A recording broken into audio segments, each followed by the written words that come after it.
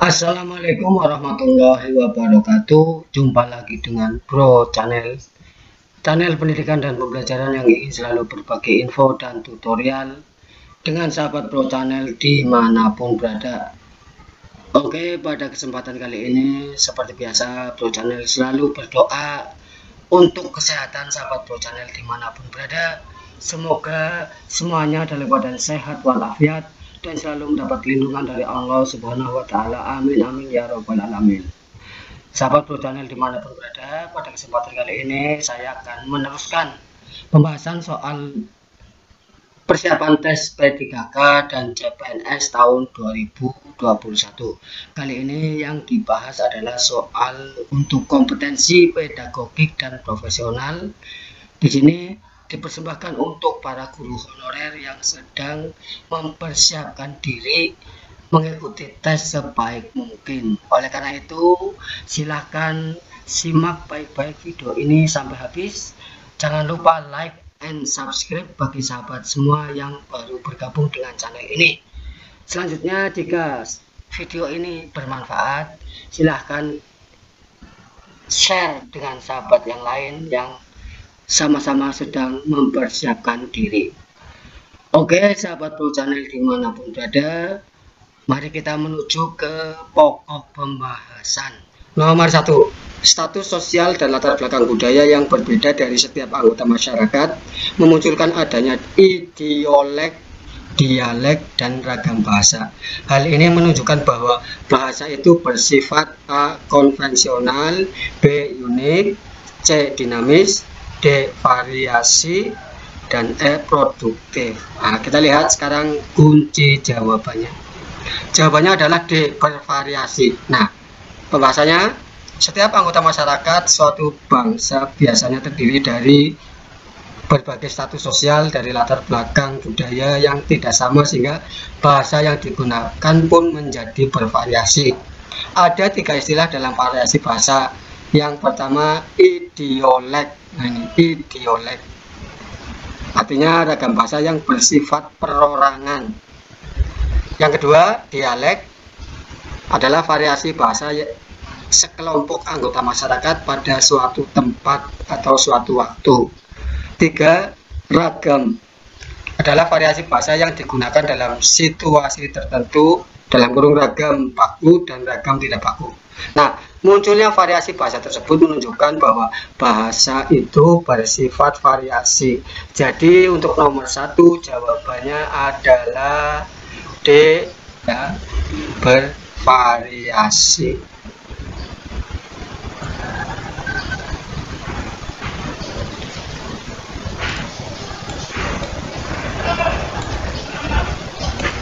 Lanjut ke soal nomor 2. Kompetensi profesional, capaian pembelajaran memahami hakikat bahasa dan pemerolehan bahasa Indonesia sama ya. Nah, indikator esensialnya menganalisis fungsi bahasa. Soal, seorang penyair memilih kata-kata tertentu sesuai dengan maksud dan perasaan yang ingin disampaikannya ketika menulis puisi. Fungsi bahasa yang digunakan oleh penyair tersebut adalah A. fungsi ekspresi, fungsi adaptasi, B. C. fungsi informasi, D. fungsi integrasi, E. fungsi kontrol sosial. Jawabannya adalah A. fungsi ekspresi. Nah, ini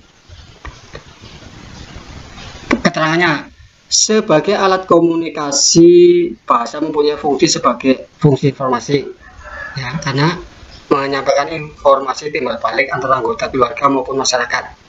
Fungsi ekspresi diri, menyalurkan perasaan, sikap, perasaan, emosi, dan atau tekanan-tekanan pembicara. C. fungsi adaptasi atau integrasi, menyesuaikan dan membaurkan diri dengan anggota masyarakat. 4. fungsi kontrol sosial, berfungsi mempengaruhi sikap dan pendapat orang lain. Karena di sini seorang penyair yang memilih kata-kata tertentu sesuai dengan maksud dan perasaan, maka jawabannya adalah ekspresi, yaitu A.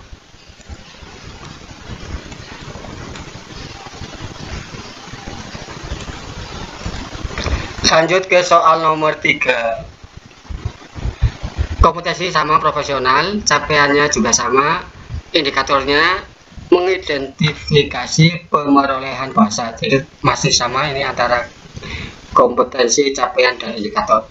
Pertanyaan nomor 3. Ani, peserta didik kelas 3 SD, sudah bisa berbicara dengan lancar dengan jumlah kata bisa sampai 12 kata dalam satu kalimat.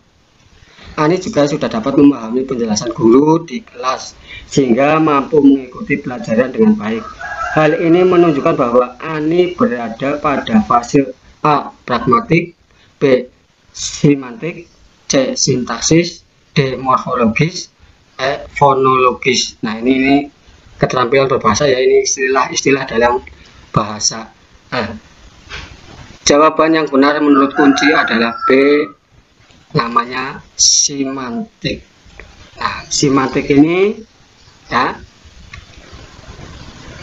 anak dapat membedakan kata sebagai simbol dan memahami konsep yang terkandung dalam kata. Jadi di sini untuk umur 7 sampai 11 atau 12 tahun. Nah, berarti di sini anak kelas 3 SD paling tidak Ani sudah berusia 9 tahun ya, dan sudah dapat berbicara dengan lancar ya, sebagaimana soal nomor 3. Jawaban yang tepat jadi fasenya fase semantik.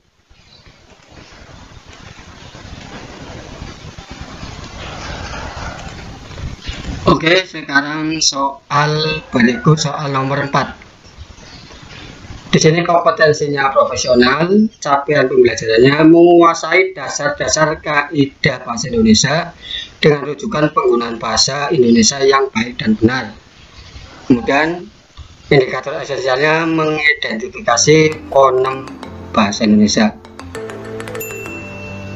Pertanyaannya, kata nyanyian terdiri atas. Nah, jadi di sini untuk menjawabnya ya, Bapak dan Ibu perlu mengetahui mana yang fonem ya, dan mana yang bukan.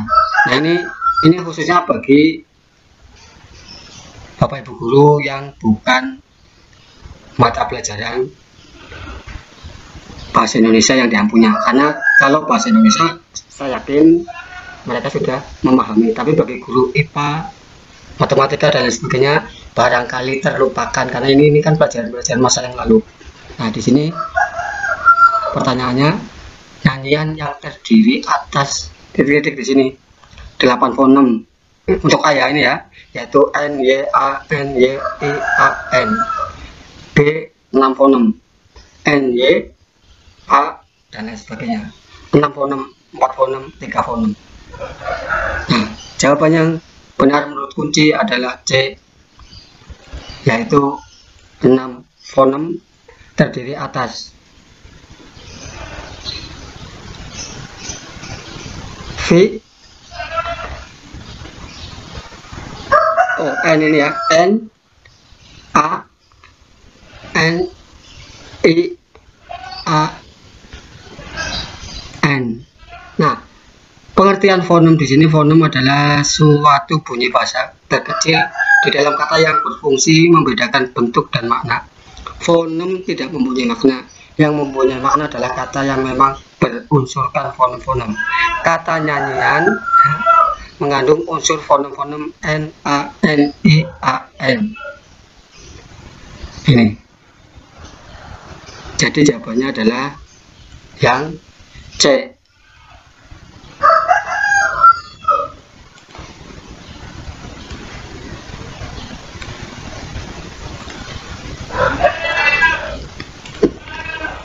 Lanjut soal nomor 5.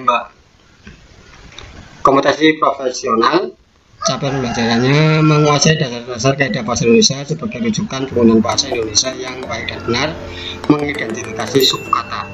5. Pemenggalan kata transmigrasi yang paling tepat adalah transmigrasi. Ini untuk yang A, B transmigrasi, C transmigrasi, D transmigrasi, E transmigrasi, kata yang tepat ya, pemanggilan yang tepat ini menurut kunci adalah jawabannya C, yaitu transmigrasi. Nah, ini pemanggilan yang benar ya, jadi migrasi, transmigrasi, jawabannya adalah yang C.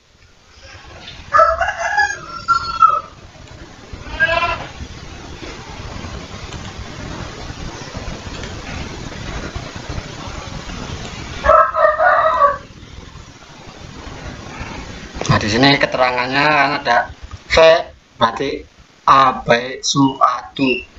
Ini vokal ya, ini ya. Kompetensi profesional, capaiannya menguasai dasar-dasar dan kaidah bahasa Indonesia sebagai rujukan penggunaan bahasa Indonesia yang baik dan benar. Indikator esensialnya mengidentifikasi morfem bahasa Indonesia. Soal nomor 6, seekor anak gajah terperangkap dalam lubang yang sangat besar. Kata yang mengandung morfem terikat pada kalimat di atas adalah A. Seekor dan gajah, B. Anak dan terperangkap, C. Terperangkap dan lubang, D. Seekor dan terperangkap, E. Lubang dan besar. Sekarang kita lihat jawabannya sesuai dengan kunci. Jawabannya benar menurut kunci adalah yang D, yaitu seekor dan terperangkap. Nah, pengertian morfem ini adalah suatu bentuk bahasa terkecil yang mempunyai makna secara relatif stabil dan tidak dapat dibagi lagi menjadi bagian bermakna yang lebih kecil. Morfem dapat ditemukan dengan cara melakukan pemotongan pada suatu bentuk bahasa atau kata. Contohnya pemotongan pada kata melihat menjadi me dan lihat. Jika lihat dipotong lagi, lihat menjadi li dan hat. Nah, li dan hat ini keduanya tidak memiliki makna. Bentuk me dan lihat disebut morfem. Nah, kata-kata yang ini, kalau morfem terikat adalah morfem yang tidak mempunyai potensi untuk berdiri sendiri dan selalu terikat dengan morfem lain untuk membentuk suatu ujaran. Contohnya me, ber, di, dan lain-lain, itu termasuk morfem terikat. Berdasarkan tempat terikatnya, morfem terikat dapat dibagi menjadi 4 jenis: awalan, prefix, sisipan, infiks, akhiran, sufiks, dan gabungan awalan dan akhiran atau konfiks. Nah, kata-kata yang mengandung morfem terikat pada kalimat seekor, anak gajah, dan lain sebagainya, ini yang terikat adalah seekor dan terperangkap. Ini untuk jawaban nomor 6. Oke, sahabat Pro Channel dimanapun berada, barangkali hanya ini yang bisa saya sampaikan. Terima kasih. Wabillahi taufiq wal hidayah. Wassalamualaikum warahmatullahi wabarakatuh.